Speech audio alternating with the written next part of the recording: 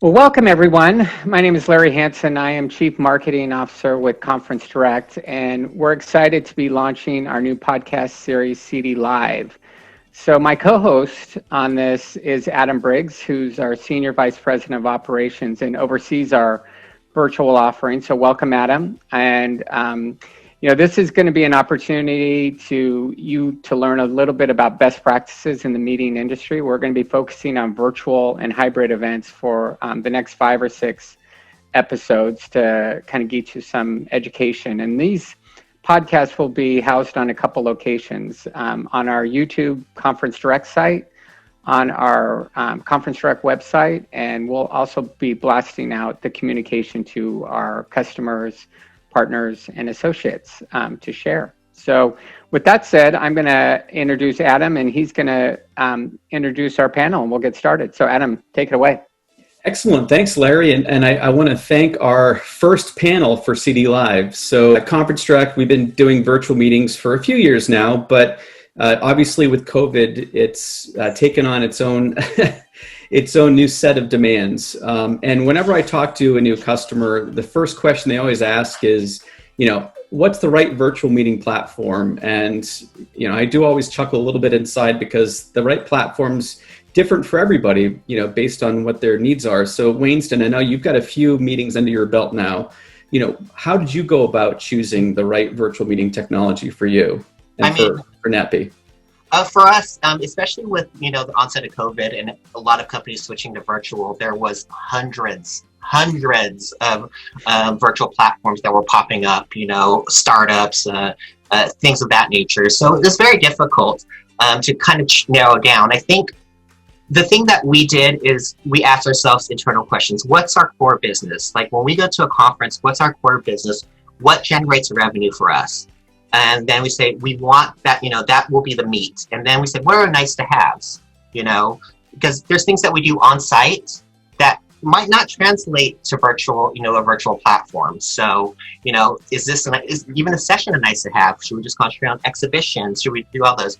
I think it's really evaluating what your business needs are and adapting it to, it's not going to be physical. You have to keep these things in mind. It's not going to be physical. I'm not going to see a person face to face. So you want to think about how it's going to adapt before you even contact somebody for a virtual platform. And then, it's all about also too, it's like you don't want to kind of recreate your physical event into a virtual space. So once you kind of have that framework, you just go on to your local CD rep and they'll find the best platform for you. That's, We like that shameless promotion. But, I think when we kind of piecemealed it together and it kind of was a little bit hard, we found a session company, we found a exhibition hall company and kind of pieced it together. And Jahan was kind of like the glue that kept everything together. But because it was, we were really at the beginning of virtual events. Now they're a little bit more fleshed out. Platforms are fleshed out. There's companies that are leading the way. But again, we did rely on ConferenceDirect to help us find after we told them what our business needs are. So you got to do your homework, people, on your end. And then it's just like an RFP, when you're going to select a new hotel, there's certain things you tell your ConferenceDirect representative about the hotel and they go look for that. And that's kind of what we did and very pleased. Sharon, I know you've run into this because you've worked with, Sharon's one of our gurus for virtual and hybrid. She's worked with multiple customers, but how have you kind of helped them select their platform?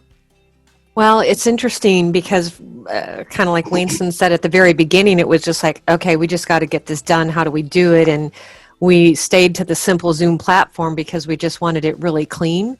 But we brought in a production company because we wanted to make sure it was really clean from the sound and the lighting and all of those kinds of things. So the platform at the beginning for that event and some of those events were more simple.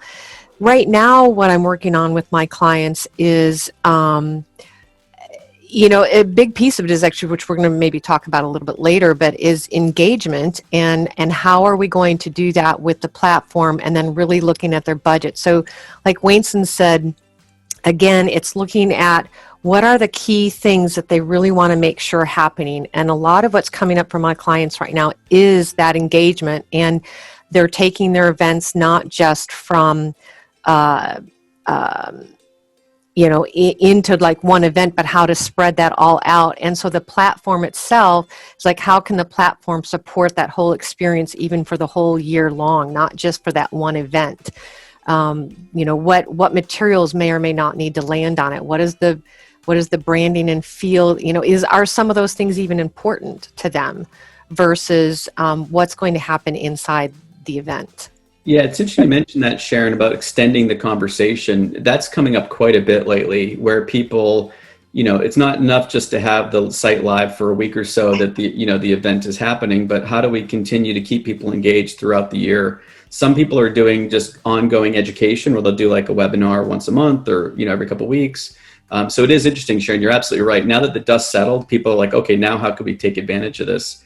Jahan, from your perspective. Definitely some value, but Sharon, you brought up a really good point that we're hearing from a lot of our customers, is that engagement and networking opportunity is obviously a different piece in the virtual. Can you talk to us about how you approach that? Yes, for sure. It's interesting. I actually just had a conversation with a client this week who is beginning to plan their event for next spring. And, that is just really huge for them. This is a training group that they keep them engaged for the whole year. And their first inaugural event that they had last year was so well received and so highly regarded because of the level of engagement and the experience that everyone felt. We're really brainstorming, like, how do we do that again now inside the virtual environment? And a lot of different things that I've been kind of looking at and seeing what some of my clients have done. And, it starts really from the very beginning. Like, what are you even putting out on your promotions? What are you putting out on your websites? How do you get people engaged from there? Like, be the first 100 people to sign up and we'll send you our CE survival kit. But then when those survival kits show up, let's get some photos and start a social media contest with it, right? And like really get that engagement going. And if you've got your speakers coming in, getting the speakers as part of their package with you that they're also going to promote through their social media platforms, and maybe they're going to offer little tidbits. Some of the other things that it was very interesting we were talking about was some of the games like Goose Chase that will help with global events. So I'm dealing with a lot of folks that are in a global situation, and they're trying to get folks here and folks on the other side of the world engaged in all these different time zones, but you can time those games and, turn it over to another group on your team on the other side of the world. And then inside the event, and it'd be great to hear from Wayneston as well, or Jahan, is, inside what we've been doing a lot of is the live polling and creating door prizes and gifts with it. But even more, if you really want to go high level with it, is have really good moderators and scripting. Make sure that the engagement happens just from, how is it being hosted and delivered inside your platform. And Sharon, I think that is the most important point, if I'm going to say anything, and I think Jahan will agree with me on this, is we had an Event Streaming Plus, and we had Wayne Brady, and he did Let's Make a Deal at Home. So it was actually him, and he would be like, find me an HDMI cord, and they would find the HDMI cord and get a $100 gift card. So having that engagement, like that content that speaks, and look, I'm sure everybody's going to love our podcast and love seeing our heads and stuff like that. But a lot of people have that stuff. It's having that different element that you talked about, like a great host. It could be a celebrity, it could be a local celebrity, it could be, a TikTok star, something that's different that gets people engaged. There's that human touch, that element that makes you feel like, okay, I'm in my home, in my office, by myself. But wait a minute. No, I'm with thousands of other people all around the world in this moment, enjoying this experience. Yeah. I think the other thing, and another component too, just in terms of the engagement, is being able to find one platform that can support all of these types of moments. Like where Wayneston and I, what we experienced was we piecemealed some things together in order to make one event, but where ConferenceDirect has come in just wonderful is being able to find a platform that can keep everyone within the same instance and not have to go out, open another tab in order to go into another space and that type of thing. Yeah, and we found that that every platform has its strengths or weaknesses, but I know like for educational credits, there we have a vendor that can then feed into other platforms to help that. So when you have these huge educational sessions, it sometimes the platform may have it, but it may not be the full workout. So having a vendor that can kind of find that other vendor to help support it and build it out would be good.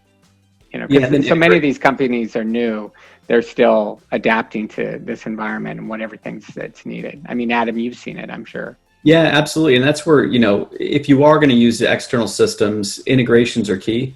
So you don't have to worry about it, whether it's integrating registration into the virtual meeting system, or something that's come up quite a bit is voting. And, for people that have bylaws where they have to do votes, they can have some pretty complex voting rules that you're probably not going to find in most virtual meeting systems. So something like that, where if you've got really complex business needs, you may need to look at an external system and then just pipe it in through an API or integration that allows you to have kind of the best of both worlds. Yeah, I mean, I think another key part we should talk about is production, because there's similarities in the virtual world, but Jahan, maybe you can talk to us about your approach on production, both virtual and hybrid, and kind of that design around that. Yeah, so when you have an opportunity, with a program, and you have a very specific type of client, if you have a gaming client versus a TV film industry type client, they're different types of experiences. So when it comes to the production component, the way that I break down production in terms of like understanding is looking for a platform. That platform needs to be able to speak to the type of production for that client. I know, obviously one of the big things people are struggling with virtual is, how does that work pricing wise, right? So our attendees, do they have the appetite to pay the same they were going to pay for the in-person? What goes into deciding what you're going to charge for registration? And then obviously with trade show and sponsors and exhibits, I think we all agree that while there's tons of strengths to virtual, it's a different experience. And, there's not that history of ROI that you can fall back on for pricing. So what approach have you taken from a pricing perspective, whether it's from registration or, sponsors and exhibits? Yeah, and I'm sure, Sharon, you're going to agree on every single point I'm about to make on this. It is really hard to monetize virtual. And you have to think about it this way. You don't want to pay for YouTube. You don't want to pay for anything that you see on a Facebook video. You don't want to pay for those things. So it's kind of the same mentality when you're doing something virtual. I found out the return on virtual is 10 cents on the dollar. It's different selling an exhibition booth as trying to sell, a virtual thing. So I think you should lower your expectations as far as revenue and be really, really honest with your company. Don't try and set yourself, you're going to make your annual revenue virtually. It's just not going to happen. So I think that's step number one. Just be honest with, the revenue margin and stuff like that. But there are some things you can do to help monetize. You have to come in low. You just have to. You can't charge your $750 to $1,500 registrations. It doesn't resonate with people. It's really hard, to get ROI on that type of investment. We're coming in at $99 price points. Not hitting that 100. That seems to be kind of the magic number, and we'll go down to low as 50 based on the type of event, how many eyeballs we want and things like that. As far as our sponsors and exhibitors, it's hard to still charge those sponsorship dollars as a physical event, and there's so many great things that virtual platforms do, from banner ads to, commercials at the beginning and all that stuff, where it seems like this is a no-brainer. You'll get more return on investment if you do all this stuff, but they're still not investing in those dollars like they used to, so if it was a $50,000 sponsorship, it might be a $30,000 sponsorship. It might even be a $20,000 sponsorship. Just be prepared for that. I think that, we were trying to recreate our entire event virtually and expected the same thing. And that was the wrong approach that we made. We need to look at a virtual event as a completely separate new event, new pricing models. Even if we're offering the same product as a physical event, we still have to price it as a virtual event. So, and Wayneston, I was going to chime in there a little bit about the whole piece around exhibitors and sponsors. And, you know, I know that we're all finding that as a challenge as to how do we help them find that ROI. A few things that we've done that seem to work on some level, but there's just more to go. And then a few ideas that have been kind of bantered around. I love this one idea that one of my colleagues brought up the other day as well. But, you know, lunch and learns, like what we had to do with one of the dental events that I was involved in with just a couple of weeks ago was the executive director and the board, they had to get very creative with their speakers and their sponsors. And so one of the things they did is they added another speaker on the one day that was because they kept a sponsorship dollar. So, you know, they were representing that company. We asked speakers to, because they didn't have to travel anymore, we asked them to have lower honorariums and lower fees. Lunch and learns for the exhibitors, you know, for an extra small little fee, an exhibitor could have their own private lunch and learn. And then I love this where some of them were giving door prizes away, but it wasn't really promoted very well. But one of the things that one of my colleagues mentioned the other day, which just sounded great, was, you know, actually make sure that it's noted in advance, you know, got lunch right before the lunch, then go visit XYZ exhibitor because they're giving away free Grubhub gift cards to the first whatever that goes there, or however but we need to promote and find a way to have them engaged inside somehow to, you know, and whether it's even making sure that they have the ability to set up appointments and one-on-ones, and how can we support them to do it, and yeah, no, I love all those ideas, and I think they're absolutely fabulous, and I might steal a couple of those actually. And it's also important to remember that even though, you know, the costs are actually lower in executing the virtual event as opposed to the physical event that I found out. So sometimes, you know, you might hit some of the same revenue numbers if you're very smart about it and using some of those ideas that you discussed. And you know, I'm very realistic about things, you know, and I think we're all evolving virtually and stuff like that. So the more engagement, the more stuff like that, the more fun, the more that we can keep people on the platform, the longer, the better it is, which translates into the metrics that we can actually give our people. We can actually give them stronger metrics virtually than physically. Click-throughs. One more thing that just to also piggyback on what you said about earlier about designing what you're going to even deliver is, you know, really think about what can we give in the virtual arena that we could not actually even do in the live, right? So you were talking about some high level speakers and presenters and moderators that maybe we just couldn't even have had access to before. An example is, again, this one group actually had live surgery for all of its attendees. I mean, we would not have had, you know, he was in his surgical room doing live surgery, and it was amazing. Like, these dentists were, you know, they were like, oh my gosh, this is fabulous. So I have a question though, because, you know, and maybe Sharon and Wayneston, you could think about this, is, you know, we're going to get comfortable with virtual on defining the ROI and how to price. But then when the hybrid comes in, what are your thoughts on that? Because that's going to create a whole different strategy, in my opinion. I think with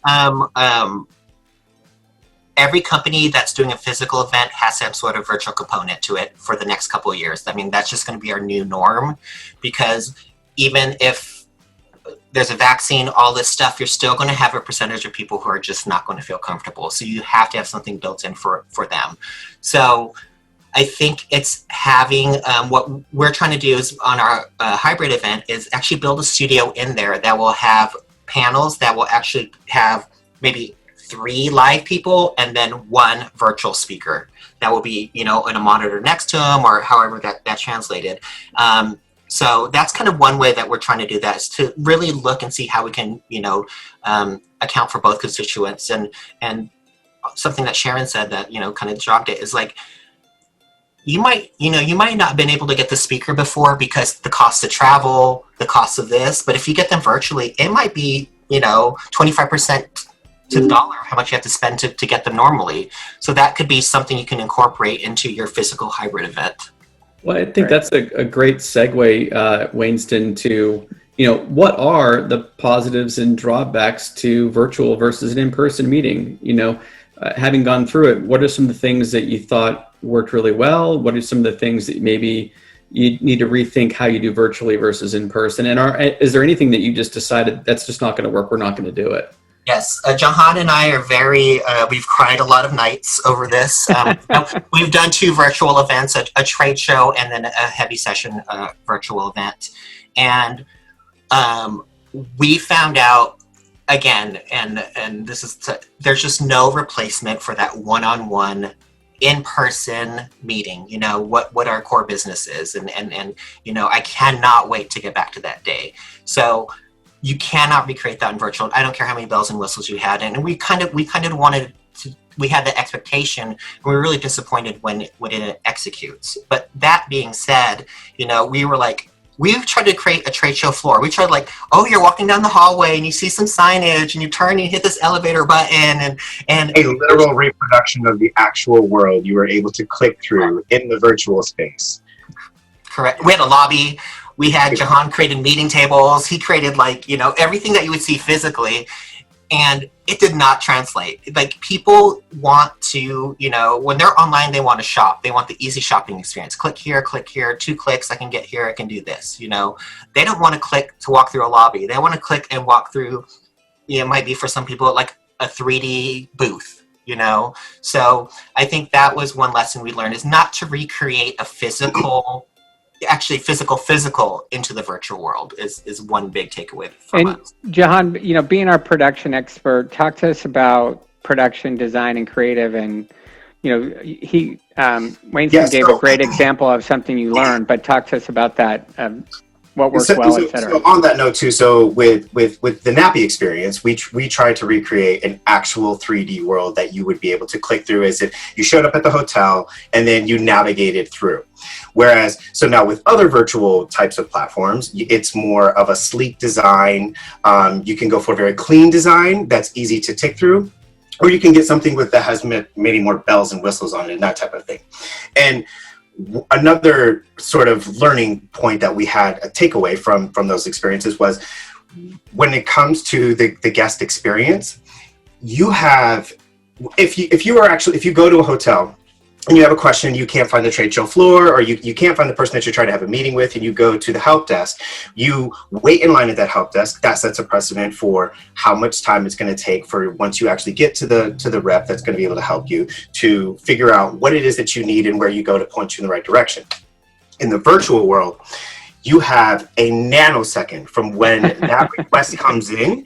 And so if you have a platform that is let's just say highly designed, has great flowing graphics everywhere, has many different types of buttons that you can tick on and that type of thing, but you have a client base or an attendee base that is very DOS when it comes to how they're used to navigating a computer. They got their keys, they know their email, but they're not like a gamer. They don't know how to navigate and go through all these other cool ticks and that type of thing. So when it comes to, one of our biggest takeaways was just in terms of keeping it clean and building out the platform that is very specific to the type of attendee. Because the type of attendee, for example, that goes to the Budapest experience is not necessarily the same that's going to be for the Streaming Plus. The Streaming Plus will be much more savvy and that type of thing. So the types of platform that we utilize and how we design and produce that is just and that's what Sharon said, is keep it clean and keep it simple, and that's the biggest takeaway that we're doing. And clean and simple can be beautiful and even more manageable and have even more bells and whistles that people can go through. So that's the huge takeaway for us. Even if you've got a platform where you feel like you've geared it really well towards your attendees, you still have to assume that there are people that don't know anything about what you're doing. And I know that's coming up in an event that I've got in a few weeks, where even I'm learning this platform. It's a gamer platform, and it's a phenomenal platform. And but that doesn't mean that everybody that comes into it, even though that's kind of that group, is necessarily going to know how to maneuver in it when we're asking poster session people and speakers to be, putting their materials there and to be prepared to be there. Yeah, and even from a design standpoint, so a platform has to have a very specific type of look in order for it to justify a buy-in. So whereas in the world that we once knew, sure, spending $50,000 for an ad space for X program made sense, but now when you have when you're in the virtual world, that platform has to look on par with what that request is, or at least come close. Sharon, I want to get back to something you mentioned earlier in terms of, the importance of production and making sure that the presentations were well produced. What were some of the takeaways? I know production comes with a cost, and some people can afford it, some people can't. How did you go about deciding which sessions would be fully produced versus which maybe more, Zoom focused in terms of its design and production value? It really comes back to the client and what their full requirements are, right? So like I said, with that first one, we knew right away that we were going to do the Zoom platform because we didn't know enough to know, because it was an enterprise solution for that particular company, we didn't know if there would be login issues, which I've experienced before with that company with other things like Dropbox or whatever. But we wanted to make sure that everything went well with regards to the technology and pushing the videos and the sound and all those kinds of things, which is why we brought that in. Now, no one in that particular event did we pre-record, by sending out light kits or any special recording equipment. But I know, and I didn't do this event, but there was one event that I was talking to someone about, or maybe I saw it online, I can't remember, but I know that they took their money and the things that just absolutely could not fail, those big keynote sessions, the things that like probably a huge percentage of the reason people even decided to come to your event, and they wanted that to rock. And they made sure that was highly produced in a studio and being able to push it out from there. I've got an event that's coming up right now where, they have a different level of what they want to have done. And we're going to be doing a lot of recording, but it's not going to be real supported. It's going to be more managed on the back end. So we'll see how that all happens. But it really just depends on where that client, what they're, like right now I'm laying it out for a client, giving them the different options, like this kind of money will help you have more of an experience on this thing, and this kind of money will help you have an experience here. What are the key things that are most important to you? And so we're in that decision mode, like we want it fully produced to, no, we're not going to do a platform, but we want the production company, or we want both, or... Yeah, I think we're seeing a lot of customers don't want to commit to production right away. And a lot of what I look at on a virtual is production also eliminates challenges, or potential challenges. So I think you sometimes have to look at that with the pre-recording and the audience and who your speakers are, to make sure there aren't those hiccups that can occur in a virtual platform, So it's not just the look and feel. Sometimes it's how do I make sure there's not a challenge, or having a redundancy is always good too, that if that speaker drops off, you can go to a video that you pre-recorded. So, redundancies we're finding are key too. Yeah, and I think that's something that people are, if you had asked me back in May, the percentage of people going fully live versus semi-live or recorded, it would be 90-10 that they would want to do live, and it's completely flipped. Most people now are doing the recordings or semi-live with live Q&A. It's just safer. And that terrifies me, going live, and I work for a television association. Yours should be perfect. Yeah, I should be always live and all that stuff. But what we found out is, when we're selling with our sales managers, even down to that level, we're like, let's do a session, you pre-record it and you make it. And what we found out is, like, when we go to HBO, like, the session that HBO turns in is amazing. The session that AMC turns in is amazing. Like, sometimes these, they have more resources to actually do it. And, and a lot of sessions are basically commercial for who they are. So they're going to want to show that in their best light. So we always ask that with the sales people up front. And then, of course, if you have to do it live and all that, we can definitely do that. But, if they can do it, produce it, it's... Yeah, one of our production partners always says you're producing a TV show. live. And that's the best analogy, I really think. So, Yeah, it becomes more important to look at more bells production, and I feel. whistles to it too. So many Well, I more think bells and whistles that add more of just that Zoom feel to it, or Teams and that type of thing. Yeah. I think one thing going forward too, to even, that we're probably all considering is that our attendees to events and what they were willing to accept or tolerate at the beginning versus what they're going forward could be very different, especially depending on the price point that we put on it, right? So, yeah. They're going to expect us to be more savvy. Yeah, and that goes probably for physical too. Like if they're paying something for a user conference or continuing education, and they paid $3,000, and you have just a bifold screen and like a projector from your iPhone, they're going to be upset. They're going to want some level of production or some level of aesthetics when you pay higher price points. Absolutely. One question, Sharon, I'm not sure if you've done this for any of your groups. Have you started to do any kind of tangible stuff? I know there's companies that are starting to get into like care packages that can be shipped to attendees. That feels like that's all I'm doing right now. Like I think I have 4 projects going on top of each other right now around that. So a lot of my actual live events clients who are not, they're like doing simple Zooms and things like that for some of their events. They're asking me to manage all the logistics around that, but especially all the gifting and how do we keep them engaged in between and setting up the Airbnb experiences or, going through one of our partners like PRA or whatever, and just setting up the experiences and the gifts is really big. And these are things that maybe they would have received some of these things on site in an actual event. But now it's like, how are we boxing it? How are we promoting it? When are they getting it? What are we going to say inside the gift? And, what do we want them to do when they get it? Like I said, when, these folks got their survival kits, let's get that on social media, and to boost the attendance. So lots of gifts. Speaks, so that's great. Excellent. Any other anything we haven't covered that you think the world needs to know about virtual to help them prepare and or avoid any landmines? Don't be scared of virtual. It's there for a reason. It's there for a need. I think in the beginning, I think we were all scared of being on Zoom and being in camera and stuff like that. And do you remember just always doing a conference call and that was it? And now Zoom is our new norm. If I get a conference call, I'm like, a conference call, I got to see you, I got to talk to you.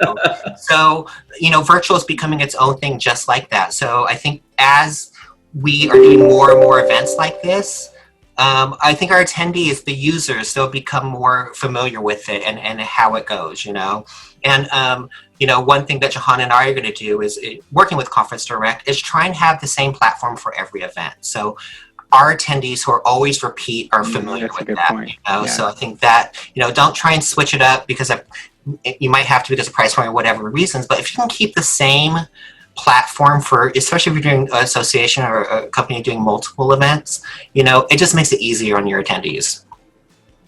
Wonderful. Well, thank you all so much for taking part in our inaugural CD Live talk. Larry, what are our next steps?